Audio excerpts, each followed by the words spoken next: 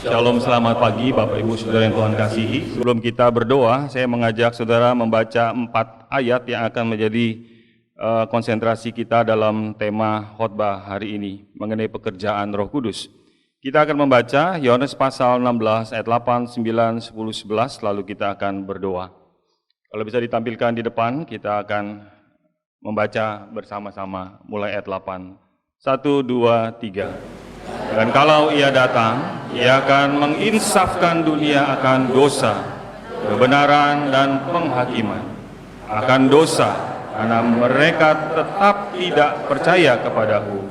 Akan kebenaran, karena aku pergi kepada Bapa, dan kamu tidak melihat aku lagi. Akan penghakiman, karena penguasa dunia ini telah dihukum. Mari kita berdoa. Kami mau merenungkan 4 bagian ayat firman Tuhan untuk kami pahami dan kami boleh aplikasikan, praktekkan dalam keseharian hidup kami sebagai orang Kristen. Itu sebab Tuhan Roh Kudus yang memberikan ilham kepada para penulis sehingga kami juga diberikan pencerahan untuk memahami, mengerti, kiranya menolong setiap kami. Juga hamba-Mu di dalam segala keterbatasannya. Demi Kristus kami berdoa dan mengucap syukur. Amin. Silakan duduk saudara-saudara. Tanggal 13 Agustus yang lalu, kurang lebih 2 minggu, kita digoncangkan di Kelapa Gading, khususnya menjadi berita yang viral karena ada seorang yang di tengah hari bolong, di salah satu ruko, sejarah kurang lebih 15-20 menit dari tempat ini, didekati oleh seorang bersenjata, lalu ditembak dalam jarak dekat. 8 hari kemudian, polisi membuka konferensi pers dan mengungkapkan siapa pelaku dan bagaimana mereka merencanakan kejahatannya. Saya pikir sebagian saudara tahu kisah itu tentang seorang pengusaha yang ditembak mati di tempat di tengah hari bolong, gaya seorang koboi gitu ya, tembak. Dan dalam waktu 8 hari saya mengikuti konferensi pers itu di televisi swasta, dikumpulkan 12 orang pelaku. Dan yang menjadi otak pelaku yang utama adalah ternyata salah seorang karyawan bagian accounting daripada perusahaan itu. Di mana dia merasa ada motif sakit hati menurut polisi dan akhirnya dia ungkapkan sakit hati dan ada sedikit ancaman dari pengusaha itu karena penggelapan pajak dan sebagainya dari berita saya baca. Lalu dia kumpulkan orang-orangnya dan dilakukanlah eksekusi itu. Yang menarik saudara, dalam waktu 8 hari, polisi memberikan satu pembuktian bahwa apa yang dilakukan oleh 12 orang ini, termasuk aktor utama terhadap korban, diungkapkan secara dengan bukti-bukti yang tak terbantahkan, sehingga mereka dijerat di dalam KUHP pasal 340 tentang pembunuhan berencana karena motif urusan sakit hati dengan perkataan yang tidak tepat ditujukan buat karyawan ini, dan akhirnya dia begitu sakit dan mau balas dendam, berujung pada kematian. Apa kaitannya dengan apa yang saya mau katakan di dalam tema kita hari ini tentang pekerjaan Roh Kudus? Kalau saudara memperhatikan di dalam Alkitab, Roh Kudus di dalam ayat yang ke-7 dikatakan, namun benar yang kukatakan padamu adalah lebih berguna bagi kamu jika aku pergi, sebab jikalau aku tidak pergi, penghibur itu tidak akan datang kepadamu. Demikian juga dalam Yohanes pasal 14 ayat 26, tetapi penghibur yaitu Roh Kudus yang akan diutus oleh Bapa dalam namaku. Roh Kudus seringkali saudara dan saya kita pahami sebagai penghibur. Kata penghibur, nanti saya kaitkan dengan apa yang saya berikan contoh di awal tentang kepolisian yang mengungkapkan, menyatakan dengan fakta-fakta yang tak terbantahkan, merupakan satu bagian dari pekerjaan Roh Kudus. Jadi Roh Kudus bukan hanya menghibur, di dalam bahasa Yunani disebut parakletos, kata penghibur itu diterjemahkan dari bahasa Yunani yang namanya parakletos, artinya penolong, penghibur. Tapi bukan hanya penghibur penolong, kalau saudara memperhatikan kata parakletos untuk Roh Kudus, juga bisa diartikan sebagai jaksa penuntut, sebagai advokat, sebagai pengacara, sebagai pembela. Ada banyak kata yang bisa dipakai untuk menerjemahkan kata parakletos. Sehingga kalau saudara memperhatikan Roh Kudus tinggal di dalam diri kita, di dalam diri saudara, dalam diri setiap orang percaya, kita tidak boleh hanya mengerti Roh Kudus sebagai penghibur. Seolah-olah Roh Kudus itu bersifat feminin, seperti seorang ibu yang hanya pekerjaannya menghibur. Tidak. Hari ini kita akan konsentrasi di dalam pasal 16, ayat 8, 9, 10, 11, seperti yang tadi kita sudah baca. Mari kita perhatikan ayat yang ke-8. Di dalam ayat 8 ini dikatakan, dan kalau ia datang, Roh Kudus datang, Roh Kudus akan menginsafkan dunia akan dosa, akan kebenaran, dan akan penghakiman. Kita akan konsentrasi dengan 3 hal poin ini, dosa, kebenaran, penghakiman. Sebelum melihat kata dosa, kebenaran, dan penghakiman, saya mau mengajak saudara memperhatikan kata menginsafkan di ayat ke-8. Kalau Roh Kudus datang, ia akan menginsafkan. Kata menginsafkan diambil dari kata elenko dalam bahasa Yunani yang berarti mengekspos. Apa artinya mengekspos? Mengekspos artinya membuka dengan seterang-terangnya, sebenderang-benderangnya, mengekspos sesuatu. Itulah kata elenko yang diterjemahkan dalam bahasa Indonesia menginsafkan. Jadi kata menginsafkan sebetulnya lebih tepat mengekspos, membuktikan, menyatakan, mengungkapkan sesuatu yang salah lalu dibukakan seperti tadi polisi mengungkapkan 12 pelaku dengan segala motif latar belakang, 8 hari dibuktikan tak terbantahkan bersalah. Kurang lebih seperti itu. Tapi saya yakin pekerjaan Roh Kudus jauh lebih sempurna daripada apa yang dikerjakan oleh para penegak hukum. Saudara yang kasih Tuhan, kalau kita memperhatikan di dalam bagian ini, kata menginsafkan atau elenko tadi menyadarkan, membukakan, mengekspos segala sesuatu, mengungkapkan segala sesuatu, dalam arti bisa menegur, bisa menyatakan sebuah kesalahan. Saudara bisa melihat di dalam Matius 14 ayat 4. Pada waktu Raja Herodes yang mengambil istri Filipus, saudaranya, lalu Yohanes Pembaptis menegur dari kesalahan Raja Herodes ini. Apa yang dilakukan oleh Raja Herodes? Ternyata ketika Roh Kudus melalui Yohanes Pembaptis memberikan, mengungkapkan, menyatakan, membukakan kesalahan daripada Raja Herodes tidak bisa menerimanya. Maka ketika ada tari-tarian dari salah seorang putri daripada si Herodias, maka dia sangat bersukacita dan ibunya pasti sudah bicara dengan sang suami Raja Herodes. Kalau nanti minta sesuatu karena dia memang tidak menyukai dari apa yang dikatakan oleh Yohanes Pembaptis, mintalah kepala daripada Yohanes Pembaptis.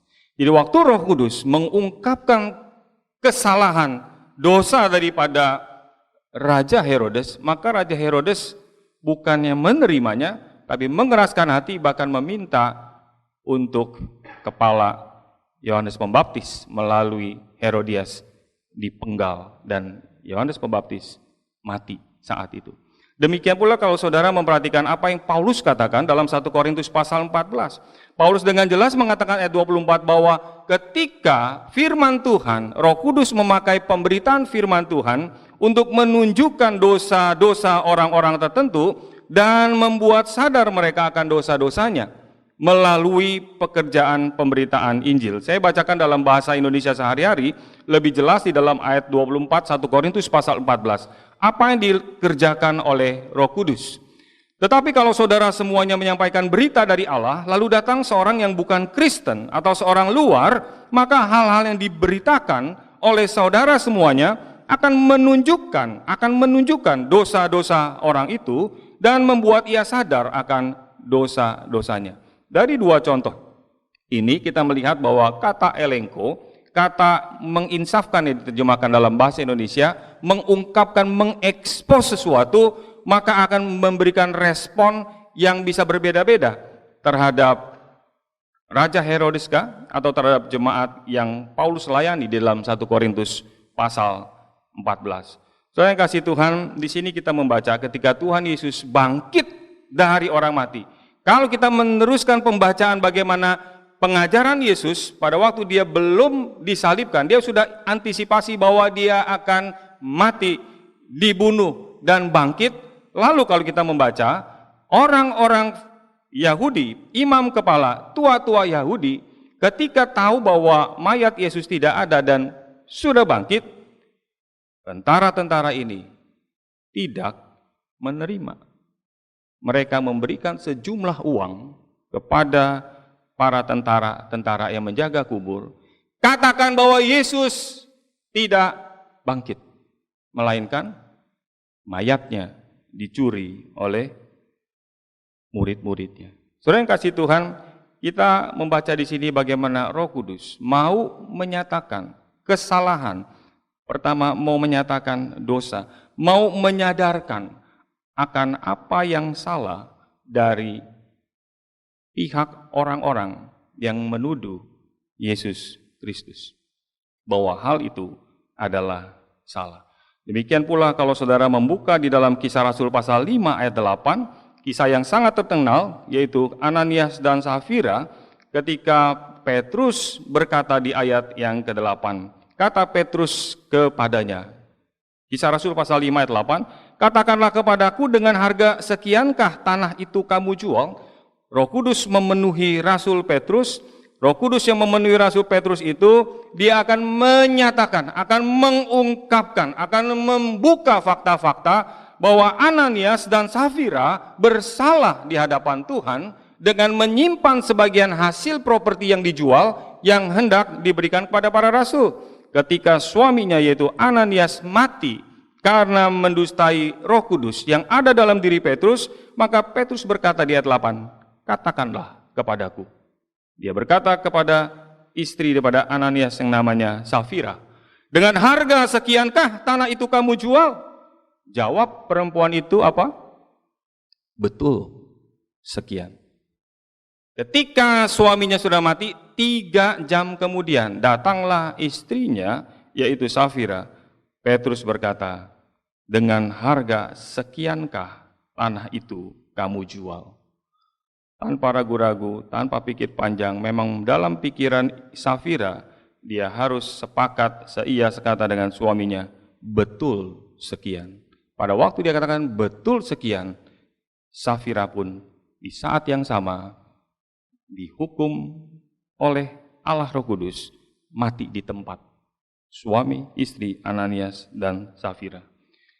Saudara yang kasih Tuhan, sehingga ayat 8 kita firman Tuhan berkata, Roh Kudus akan menyatakan, akan mengungkapkan dosa karena mereka tidak percaya kepadaku. Tuhan Yesus katakan, Roh Kudus akan mengungkapkan dosa karena mereka tidak percaya kepadaku.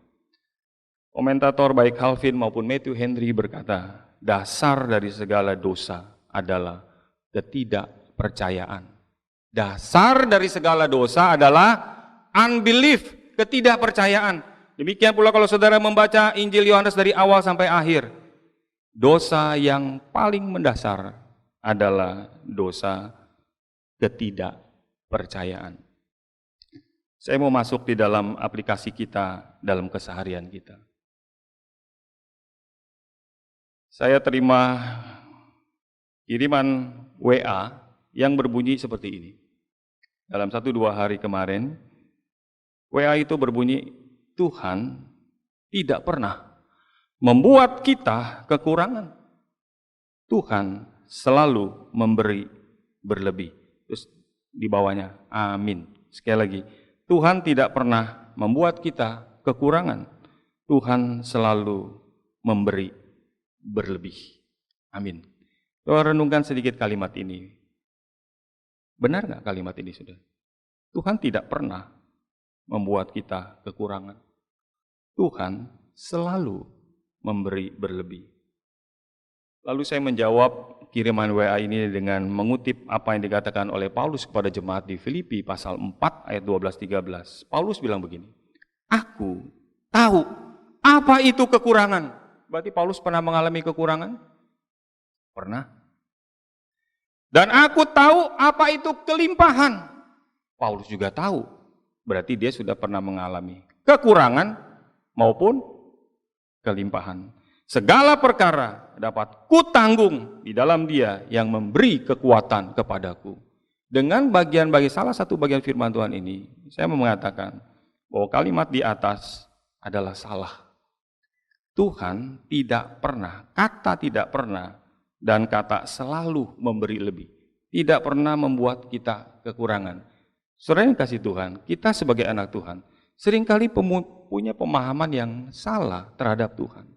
Kita pikir kalau kita mengalami kesulitan, mengalami kekurangan itu pasti bukan dari Tuhan. Siapa bilang? Kalau kita memperhatikan Alkitab sepanjang sejarah gereja, sepanjang tokoh-tokoh dalam Alkitab begitu banyak orang-orang yang mengasihi Tuhan, yang hidup berjalan bersama dengan Tuhan. Tuhan bisa izinkan mengalami kekurangan. Masih ingat Elia ketika dia mengalami kekurangan? Lalu Tuhan pakai burung gagak, memberikan dia makan, baik sarapan maupun makan malam. Tuhan pakai seorang janda miskin di dalam kekurangan Elia. Belum lagi kalau kita membaca Rasul Paulus. Jadi, saya mau katakan hati-hati ketika kita membaca satu kalimat, apa di balik sebuah kalimat? Saudara mesti memperhatikan setiap kali kalimat ditulis, ada pikiran yang mengolah kata-kata dengan maksud tertentu untuk disampaikan kepada saudara dan saya. Itu sebab kalimat ini saya katakan salah. Tuhan bisa memberikan kita kekurangan, tapi Tuhan juga bisa memberikan kita kelimpahan. Baik kekurangan maupun kelimpahan. Paulus berkata, tidak merupakan rahasia bagiku. Tidak masalah kekurangan ataupun kelimpahan. Karena Tuhan bisa pakai kekurangan justru untuk menunjukkan belas kasihannya. Saudara bisa bergantung kepada Tuhan. Tuhan bisa memberikan kelimpahan, harta, segala sesuatu berlimpah, supaya saudara bisa menjadi saluran berkat buat lebih banyak orang. Mari kita baik-baik poin yang pertama ini perhatikan. Kesalahan-kesalahan yang ada di dalam pemahaman kita, dengan pertolongan Roh Kudus yang tinggal dalam diri kita, akan diungkapkan, akan diekspos keluar, akan dielengko, akan dinyatakan dengan bukti-bukti bahwa memang salah. Ini bagian yang pertama yang dapat kita aplikasikan dalam hidup kita. Lalu di bagian yang B yang tadi katakan, kenapa mereka tetap di dalam kesalahannya, dosanya, pelanggarannya terhadap aku, kata Tuhan Yesus. Di ayat 9 katakan, karena Tuhan Yesus berkata, mereka tetap tidak percaya kepadaku. Dasar dari segala dosa adalah ketidakpercayaan. Kalau saya tidak percaya sama saudara, maka saudara bicara apapun saya tidak anggap. Demikian juga dengan saudara. Ketika saudara tidak percaya kepada saya juga tidak menganggap. Kalau suami tidak percaya lagi kepada istrinya, maka istrinya berbuat baik apapun suaminya tidak percaya, tidak anggap. Demikian sebaliknya. Demikian juga relasi orang tua dengan anak, teman dengan teman di sekolah, dengan tetangga, dengan sanak saudara, dengan siapapun. Kalau kita tidak lagi percaya, maka bangunan di atas itu menjadi runtuh semua. Penting sekali apa yang Tuhan Yesus katakan. Mengapa mereka di dalam dosanya, tetap di dalam dosanya? Karena mereka tidak percaya kepadaku. Ini bagian penting yang saudara dan saya harus pahami. Ketika sesuatu diungkapkan, Roh Kudus bekerja di dalam pemberitaan firman, di dalam perenungan pribadi saudara, dalam pergumulan hidup kita, maka saudara akan dibukakan kebenaran-kebenaran. Kalau memang Roh Kudus tinggal dalam diri kita, maka dia akan mengekspos keluar segala sesuatu yang tidak benar, dan saudara bisa bereaksi dua hal. Kita bisa menerima seperti Petrus katakan, Tuhan kasihani aku, dan dia bertobat. Tapi kita juga bisa seperti Yudas. ketika diekspos, dinyatakan kesalahannya, dia tidak kembali kepada Tuhannya, tapi dia pergi menggantung dirinya. Saudara yang kasih Tuhan, mari kita perhatikan relasi kita sesama. Apakah ketika Roh Kudus mengekspos segala sesuatu dalam diri kita, dalam relasi keluarga, di dalam relasi apapun, bisnis, kita boleh melihat karya Roh Kudus. Dia akan menyatakan kesalahan-kesalahan. Seorang sahabat yang baik, dia tidak pernah menjilat. Dia akan menyatakan kesalahan, menegur untuk kebaikan. Tetapi seorang musuh, dia menjilat, melakukan seolah-olah baik, tapi sesungguhnya dia sedang menikam saudara dan saya. Ini yang dikerjakan oleh Roh Kudus. Dia akan menyatakan dosa. Saya mau mengajak saudara membaca bersama-sama dari Mazmur pasal 139 ayat 23 sampai 24. Bagaimana sikap saudara dan saya ketika kita di hadapan Tuhan boleh menyelidiki hati kita dan Tuhan berbicara kepada kita melalui kebenaran-kebenaran firman-Nya. Mari kita baca ayat 23 dan ayat 24 bersama-sama. Ada di depan, 1, 2, 3. Selidikilah aku, ya Allah, dan kenallah hatiku. Ujilah aku, dan kenallah pikiran-pikiranku. Lihatlah, apakah jalanku serong, dan tuntunlah aku di jalan yang kekal. Apakah saudara bisa belajar seperti pemazmur Daud ketika Allah menyatakan ketidakbenarannya, kesalahannya, mengekspos, membuka, mengelengko segala sesuatu dalam dirinya melalui Roh Tuhan yang bekerja, kita dapat berkata, Tuhan, uji aku. Kenalah pikiran-pikiranku, lihatlah apakah jalanku serong. Jalan yang serong ini bisa menuju kepada kebinasaan. Tuntun aku di jalan yang kekal, di jalan yang Tuhan kehendaki. Kalau di bagian pertama ini, kita menyadari, kita memahami pekerjaan Roh Kudus dalam diri kita sebagai orang percaya, maka saudara adalah orang yang sangat berbahagia, sangat dikasihi oleh Tuhan. Karena kita punya hati yang lembut ketika Roh Kudus mau datang kepada kita. Tapi orang-orang tertentu yang terus mengeraskan hati, akhirnya Tuhan membiarkan. Dan ujung yang paling mendasar, yang paling klimaks adalah Allah membinasakan orang itu. Saya berharap tidak ada di antara kita yang mengeraskan hati, yang terus-menerus menyatakan perlawanan kepada Tuhan. Karena ketika Roh Kudus bekerja dalam diri kita, dia mengungkapkan kesalahan-kesalahan, kita harusnya bersyukur. Tuhan, terima kasih. Terima kasih. Kalau seorang anak masih datang kepada ayah dan ibunya, meminta nasihat kepada orang tuanya, lalu orang tua memberikan nasihat, dan anak itu menerima, mendengar, melakukan, anak itu adalah anak yang baik. Anak yang tahu bahwa orang tuanya menyatakan kesalahannya demi supaya dia jangan salah menjalani hidupnya.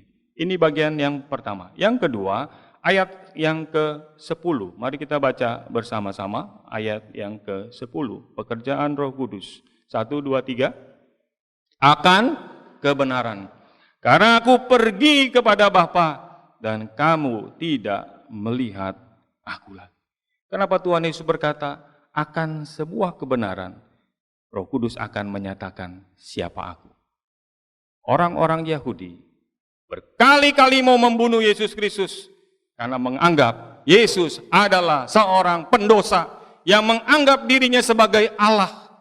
Sehingga orang-orang Yahudi berkata, kamu menganggap dirimu jauh lebih senior, jauh sudah ada sebelum Abraham, lebih tua dari Abraham, siapa engkau? Sehingga Tuhan Yesus berkata, before Abraham was, I am. Sebelum Abraham ada, aku sudah ada. Dengan kalimat itu, orang-orang Yahudi hendak membunuh Yesus Kristus. Dia kumpul dengan para pendosa, para pemungut cukai, orang-orang berdosa. Mereka bilang, ini siapa? Yang menyatakan diri Mesias, yang diurapi, Allah sejati. Kok kumpulnya dengan orang-orang pendosa? Kami tidak bisa menerima. Mereka terus-menerus memprovokasi orang-orang di sekitarnya untuk membunuh Yesus. Kenapa? karena mereka tidak bisa menerima sebuah kebenaran bahwa Yesus yang diperbuatnya, pribadinya adalah yang benar. Filipi pasal 2 berkata bahwa Tuhan Yesus mengambil rupa, mengosongkan dirinya. Dia mengambil rupa, mengosongkan dirinya. Dia membatasi, kata mengosongkan di sana dia membatasi dirinya menjadi manusia supaya boleh menyelamatkan umat miliknya. Roma pasal 1 ayat 17 berkata, sebab di dalamnya nyata kebenaran Allah yang bertolak dari iman, memimpin kepada iman, seperti ada tertulis orang benar akan hidup oleh iman. Di dalamnya, di dalam berita Injil, yaitu Yesus Kristus, nyata kebenaran Allah. Saudara yang kasih Tuhan, dalam diri Roh Kudus, ketika menyatakan kebenaran yang ada dalam diri Yesus Kristus, maka apa yang dikatakan oleh Roh Kudus sinkron dengan yang dikatakan oleh pribadi kedua, Tuhan Yesus Kristus. Demikian juga pribadi kedua dengan pribadi pertama Allah Bapa. Jadi Allah Bapa, Allah Anak, Allah Roh Kudus, tidak ada kehendak yang berbeda. Kehendak Allah Bapa sama dengan kehendak Allah Anak, sama dengan kehendak Allah Roh Kudus. Sinkron. Kalau saudara perhatikan diri kita, seringkali kita di pikiran A, di bibir bisa B. Lain di bibir, lain di hati. Kita bisa beda-beda itu. Tapi Roh Kudus dengan Yesus Kristus, katakan, Roh Kudus akan menyatakan, menyampaikan, mengungkapkan apa yang aku pernah katakan, yang aku katakan, yang aku ajarkan. Tidak ada pengajaran yang berbeda antara Yesus Kristus dengan Roh Kudus. Itu sebab para teolog berkata, janganlah kita beranggap bahwa di luar Kristus kita dapat memiliki setitik kebenaran. Di luar Kristus tidak mungkin saudara dan saya memperoleh bahkan setitik kebenaran. Kita diingatkan hari ini bahwa apa yang sudah diperbuat oleh orang-orang yang menyalibkan Yesus Kristus adalah salah. Sehingga yang benar adalah aku di dalam ayat yang ke-10 akan kebenaran. Karena apa? Karena aku akan pergi kepada Bapa. Saat ayat ini dinyatakan di pasal 16, Yesus Kristus belum disalibkan. Dia sedang mengajar murid-muridnya secara khusus. Pasal yang 14, pasal 15, pasal 16, pasal 17, Tuhan Yesus memberikan pengajaran khusus bahwa aku akan pergi. Pergi kemana? Pergi kepada Allah, kepada Bapa. Dan kamu tidak melihat aku lagi. Apa maksudnya saudara? Ketika Tuhan Yesus katakan kebenaran yang sejati akan diungkapkan dan menyatakan kesalahan kamu. Karena engkau menganiaya, membunuh dan menyalibkan aku. Tapi aku akan kembali kepada Bapa. Yesus Kristus, pribadi yang setia terhadap perintah Bapa, dia kembali kepada Allah Bapa. Mari kita melihat diri kita masing-masing. Ada seorang dokter di BSD, namanya Dr. Tan Shot Yen. Kalau saudara tahu di Metro TV, di berbagai media, tulis buku. Ini dokter terkenal, galak, tegas. Sehingga saya membaca ada satu orang datang kepadanya, mau berobat di BSD sana. Baru sampai dokternya tidak bilang, selamat pagi, apa kabar? Enggak. Dokter bilang, mau ngapain? Saudara kalau ketemu dokter begitu, mau ngapain? Kira pulang atau gimana? Tapi dokter ini terkenal dokter yang benar. Gak terkenal dokter yang baik. Banyak orang bilang dia tanda petik kurang baik karena galak, tegas dan sebagainya. Tapi dia benar. Dia nyatakan apa yang harus dilakukan, diperbuat, bagaimana pola makanmu, bagaimana cara memasakmu, bagaimana kamu hidup. Dibukakan semua kebenaran-kebenaran yang harusnya saudara dan saya jalani supaya bisa sehat. Saudara kalau pergi ke dokter, cari dokter yang baik atau cari dokter yang benar? Kalau disuruh pilih, yang baik dulu atau yang benar dulu? Pak, saya mau ke sana Pak. Bahaya Pak dokternya. Bahaya sekali. Tapi dia nggak lulus. Saudara mau pergi ke situ? Bisa jadi dikasih salah obat. Obat pusing dikasih obat sakit perut. Terbalik-balik. Tapi ada dokter yang menyatakan kebenaran. Kamu salah cara begini. Fungsinya begitu. Dan saya membaca dari orang-orang yang pernah pergi. berobat, berkonsultasi karena dia dokter ahli gizi, ternyata responnya baik. Saya heran juga ya, ada dokter yang galak, dokter yang ngomong apa adanya, tapi malah orang banyak berterima kasih. Gara-gara dia, saya bisa menjalani hidup, pola hidup yang baik dan sebagainya. Demikian pula kalau saudara memperhatikan vaksin COVID-19 ini sedang ramai, Rusia mau memproduksi di akhir Agustus untuk vaksin COVID-19. Presidennya Vladimir Putin berkata, kami adalah yang pertama yang bisa menemukan vaksin COVID-19. Ketika saya membaca berita itu, seluruh dunia memberikan respon termasuk Indonesia, diwakili oleh UI, mengatakan ini belum lulus uji klinis yang ketiga. Jadi vaksin itu, ini ada puluhan yang sudah lewat S1, uji klinis 1, tahap 2, tapi ada tahap 3, harus dites bukan hanya kepada hewan teruji baik, tapi kepada manusia. Bukan hanya 1.000 orang lebih, tapi kepada beberapa negara. Lalu banyak orang menyangsikan apakah vaksin COVID-19 ini benar-benar vaksin yang sudah teruji. Saudara mau coba? Presiden meyakinkan, mana putri saya? Dia panggil. Coba suntikan vaksin ke putri saya. Dan putrinya disuntikan. Nggak apa-apa katanya. Jadi vaksin ini oke. Menurut Presiden Rusia. Saya nggak tahu. Kebenaran umum menyatakan kalau ada satu vaksin ditampilkan, maka harus melalui uji klinis 1, 2, 3, harus lewat jurnal internasional yang menyatakan bahwa memang ini proven, terbukti, tak terbantahkan, baru orang boleh pakai sehingga tidak membahayakan. Apa yang saya mau katakan? Mari kita kembali kepada Sang benar, yaitu Kristus sendiri. Kalau kita mengatakan, ya Tuhan, ketika Engkau menyatakan segala pelanggaran-pelanggaranku, aku kembali melihat Kristus, Sang kebenaran, maka respon saudara dan saya apa? Respon saudara dan saya adalah berkata seperti yang ditulis oleh seorang teolog Abraham Kuyper. Dia bilang begini, ya saya terjemahkan dari bahasa Inggris, tidak ada 1 inci pun di dalam keseluruhan keberadaanmu, keberadaan kita sebagai manusia, di mana Kristus yang berdaulat atas segala sesuatu tidak berkata bahwa itu adalah milik Kristus. Artinya seluruh diri kita, kalau kita mempercayakan diri kepada Sang kebenaran, maka kebenaran Kristus itulah yang membawa saudara dan saya satu hari kepada sorga mulia.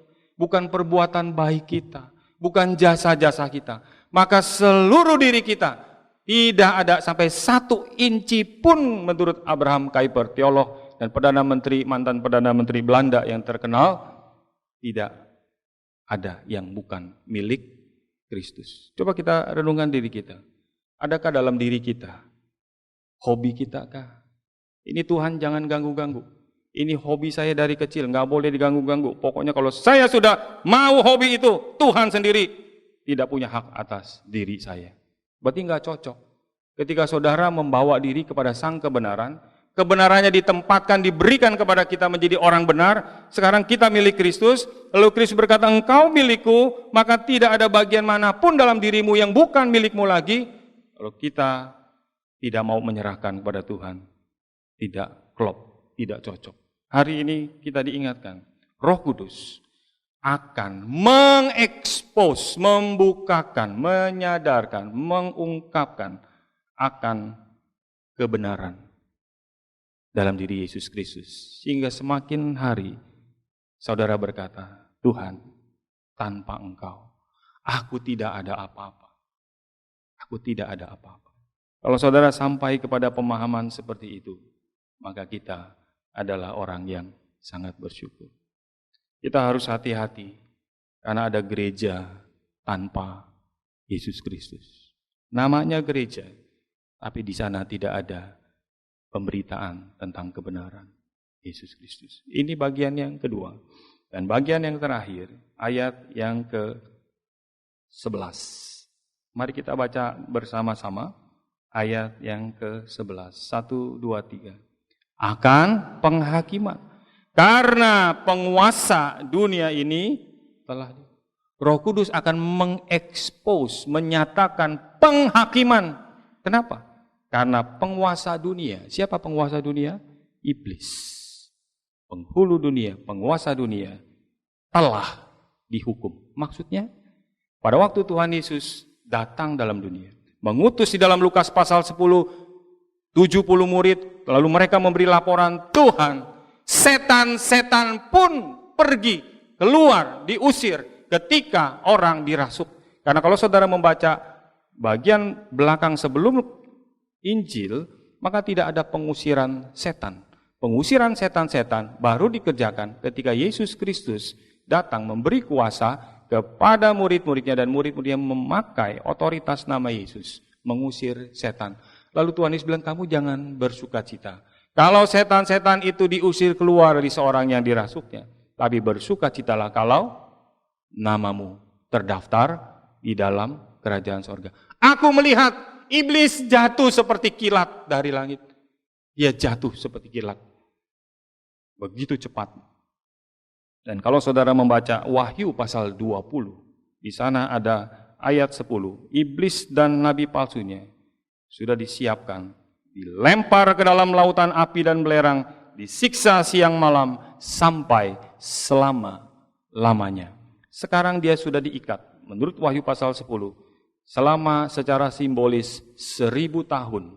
Bukan berarti literally 1000 tahun, tapi satu simbolis bahwa 1000 ini adalah satu masa yang Tuhan tetapkan sendiri. Ketika sudah genap iblis diikat, maka orang yang melayani Tuhan memakai nama Yesus boleh mengusir setan keluar dari diri orang yang dirasuknya. Dan saat ini iblis sedang diikat. Itu pengertian diikat selama 1000 tahun. Satu hari dia akan dilepaskan sebelum kedatangan Tuhan, sehingga semakin memperparah kerusakan yang terjadi.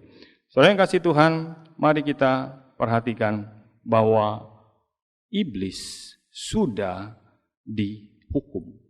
Iblis bersama dengan pengikut-pengikutnya. Maka Roh Kudus menyatakan orang-orang yang terus-menerus mengikut iblis dan pengikut-pengikutnya, nabi-nabi palsu, orang-orang yang menyesatkan di dalam dunia ini sedang menuju kepada kebinasaannya. Mari kita perhatikan diri kita baik-baik. Kalau Tuhan sudah menyatakan kesalahan kita, pelanggaran kita, lalu kita punya sikap hati, Tuhan, ini aku, pulihkan aku datang kembali kepadamu. Lalu yang kedua, Roh Kudus menyatakan, yang benar adalah Yesus Kristus. Kamu tidak bisa membawa kebenaranmu sendiri. Saya dan saudara orang berdosa. Pikiran kita, hati kita, ucapan kita, kelakuan kita seringkali enggak sama. Tapi Roh Kudus selalu konsisten. Dan dia menyatakan, pandanglah kepada Yesus Kristus.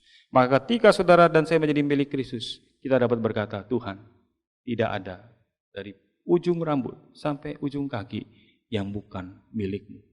Aku milikmu. Maka ketika kita tinggalkan dunia ini, kita dapat bersukacita. Karena kita kembali dibenarkan di hadapan Allah Bapa yang murka dan malaikat-malaikatnya bahwa ini adalah milikku, kata Yesus Kristus. Kalau sampai seperti itu, maka kita tidak akan dihukum bersama dengan iblis dan nabi-nabi palsu dan pengikut-pengikutnya menurut Wahyu 20 yang sudah disiapkan oleh Allah dan telah dijatuhkan, telah diikat sementara waktu, akan dilepaskan ikatan itu. Iblis bekerja dengan luar biasa dan sekaranglah saatnya saudara dan saya, mari kita melayani Tuhan baik-baik. Selama ada kesempatan memberitakan kebenaran sehingga orang lain bisa dilepaskan dari belenggu kegelapan. Kiranya Tuhan memberkati firman-Nya. Mari kita bangkit berdiri. Kita akan merenungkan sejenak sebelum kita berdoa. Rasul Petrus berkata, sadarlah dan berjaga-jagalah. Iblis seperti singa yang mengaum-ngaum, mencari orang yang dapat ditelannya. Kita sudah dibenarkan, kita sudah diselamatkan, namun kita harus tetap sadar, kita harus tetap berjaga-jaga, supaya kita tetap hidup menurut apa yang Tuhan kehendaki. Ibrani pasal 4 ayat 7 berkata, pada hari ini, jika kamu mendengar suaranya, janganlah keraskan hatimu. Mari kita berdoa. Tuhan, terima kasih untuk hari ini. Kami bersyukur dalam ibadah hari ini, Roh Kudus membukakan pemahaman kebenaran firman Tuhan. Bahwa Engkau bukan hanya menghibur, tapi Engkau menyatakan dosa. Engkau menyatakan kebenaran, dan Engkau menyatakan penghakiman. Sehingga kami boleh berlindung di dalam kebenaran Yesus Kristus. Sehingga Tuhan memberikan kepada kami hati yang lembut, bukan hati yang keras ketika kami mendengar suara-Mu. Tuhan, terima kasih. Engkau begitu mengasihi kami, lebih orang tua, ayah, ibu mengasihi anak-anaknya. Lebih dari suami mengasihi istri. Lebih dari seorang ibu mengasihi anak yang dilahirkannya. Tuhan, biarlah Roh Kudus terus bekerja dalam diri umat-Mu, dalam diri hamba-Mu, agar kami semakin serupa seperti apa yang Engkau kehendaki. Lihatlah hati setiap kami. Biar Tuhan Roh Kudus berbicara melalui kebenaran firman. Demi Kristus kami berdoa dan mengucap syukur. Amin.